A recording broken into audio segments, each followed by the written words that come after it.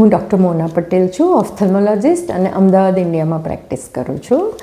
મને હમણાં જ એક પેશન્ટે પૂછ્યું કે મેડમ મોતિયા પછી શું સાવચેતી લેવાની. સો આ ક્વેશ્ચન અમને રેગ્યુલરલી પૂછવામાં આવતો હોય છે સર્જરી પછી. તો મને થયું કે આજે ભલે હું તમને એક એજ્યુકેશનલ વિડીયો બનાવું કે જેમાં તમને એક્ઝેક્ટલી સમજાવી શકું કે શું સાવચેતી લેવાની હોય છે. હવે એના માટે પહેલાં તો હું તમને એની મોતિયાની સર્જરીની સાયન્સ અને ટેકનોલોજી સમજાવું. અમે આંખની અંદર 3 એવા નાના કાણા પાડીએ છીએ જેના થ્રુ અમે લોકો આંખની અંદર જઈએ અને જે મોતિયો છે એ કાઢી અને ઇન્ટ્રાઓક્યુલર લેન્સ મૂકીએ છીએ. હવે આ હોલ્સ ખૂબ નાના હોય છે અને સેલ્ફ સીલિંગ હોય છે. એને કોઈ ટાંકો અમે નથી લેતા, પણ એને રૂઝાતા વાર લાગે છે. એટલે એ જ્યાં સુધી ખુલ્લા છે, મતલબ જ્યાં સુધી એ રૂઝાયા નથી, ત્યાં સુધી આંખની અંદર કોઈ પણ જાતની ડસ્ટ જાય કે પાણી જાય તો એ બેક્ટેરિયા આંખની અંદર બી જઈ શકે અને ઇન્ફેક્શન થઈ શકે. એટલે જે કાળજી લેવાની છે એમાં સૌથી પહેલાં ઓપરેશન પછી મેક શ્યોર કે તમે તમારા ઘરે કે ક્લોઝડ પ્રિમાઇસીસ જ્યાં કોઈ ડસ્ટ નથી કે બહારનો વાયરસ બેક્ટેરિયા નથી એ ટાઈપની પ્રિમાઇસીસમાં તમે રહો. તમારે સૂઈ રહેવાની જરૂર નથી, તમે તમારું રેગ્યુલર કામ બધું જ કરી શકો, પણ એટલીસ્ટ 1 વીક ટ્રાય કે તમે ક્લોઝડ પ્રિમાઇસીસમાં રહો જેથી કરીને આંખની અંદર કોઈ જાતની ડસ્ટ કે એવું ના જઈ શકે.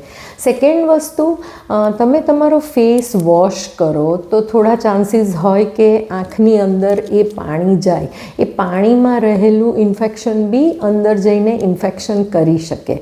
સિમિલરલી હેર વોશ માટે તમે પહેલું વીક તમારો ફેસ વોશ કરો તો આઈધર તો તમારી આંખ ખૂબ ટાઈટ બંધ કરો અથવા તો તમે વાઇપ્સથી તમારો ફેસ વોશ કરો.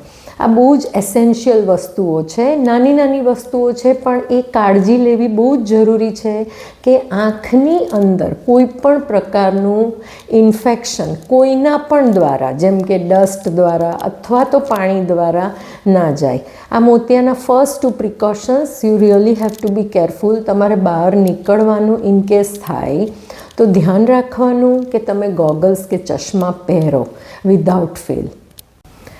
નેક્સ્ટ ક્વેશ્ચન છે કે આંખને સાફ કઈ રીતે કરવાની. આંખને સાફ કરવા માટે હવે મેડિકેટેડ ટિશ્યુઝ બી મળે છે. તમે સવાર સાંજ આંખને એ મેડિકેટેડ ટિશ્યુ દ્વારા તમે સાફ કરી શકો, પણ મેક શ્યોર કે તમે એને રીયુઝ ના કરો. યુઝ કરીને તરત ફેંકી દેવાના, અથવા તો ગરમ પાણીમાં રૂ ઉકાળી અને રૂને બરોબર નીચોવી અને તમે તમારી આંખ સાફ કરી શકો છો.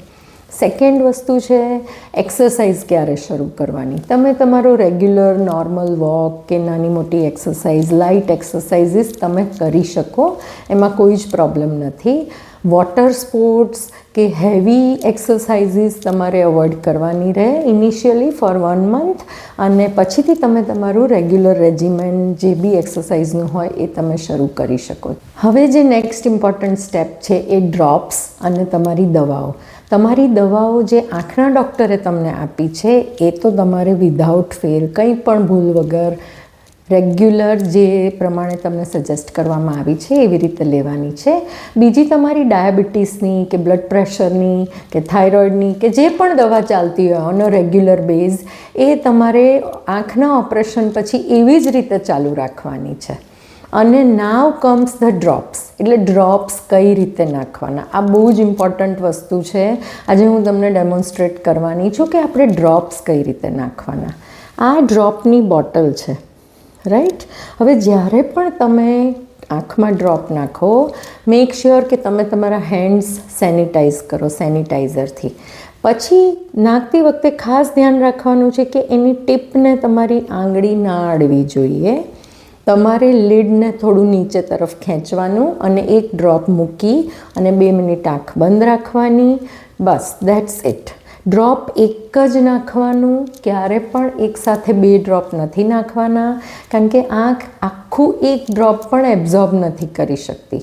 હવે તમારે જે ઓપરેશન પછી 3-4 ટીપા જો ચાલતા હોય તો એટલીસ્ટ 2 ટીપા વચ્ચે 10 મિનિટનો અંતર રાખવાનો, અને ટીપા તમારા જે આંખના ડૉક્ટરે સજેસ્ટ કર્યા હોય એમાં ભૂલ નહીં કરવાની. એ ઇમ્પોર્ટન્ટ પાર્ટ ઓફ પોસ્ટ ઓપ રેજિમેન છે.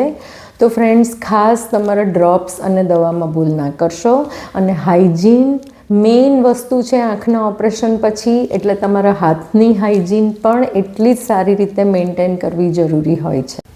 હવે લાસ્ટ વસ્તુ જે મારે તમારા ધ્યાને દોરવાની છે એ કે તમે ટીપા બરાબર નાખી રહ્યા છો, બધું જ બરાબર ચાલી રહ્યું છે, તો પણ જો તમને સડન રેડનેસ આવે આંખમાં, કે સડન પેઇન થાય, કે આંખમાંથી એકદમ પાણી ગળવાનું ચાલુ થઈ જાય, કે વિઝન થોડુંક ડ્રોપ થાય, તો તમારી ફર્સ્ટ એન્ડ ફોરમોસ્ટ રિસ્પોન્સિબિલિટી છે તમારા ઓપરેટિંગ સર્જનને ફોન કરી અને ઇન્ફોર્મ કરવાનું. That is a very important step, કારણ કે કંઈ પણ કોમ્પ્લિકેશન હોય કે કંઈ પણ તકલીફ આંખની અંદર થઈ હોય, ટાઈમ ડિસાઇડ્સ ધ આઉટકમ. એટલે તમે જેટલું જલ્દી તમારા ડૉક્ટર પાસે જઈ શકો કે એમનો ઓપિનિયન મેળવી શકો, it will really save you from further complications કે એની ડિટિરિયોરેશન. એટલે please go and C your doctor.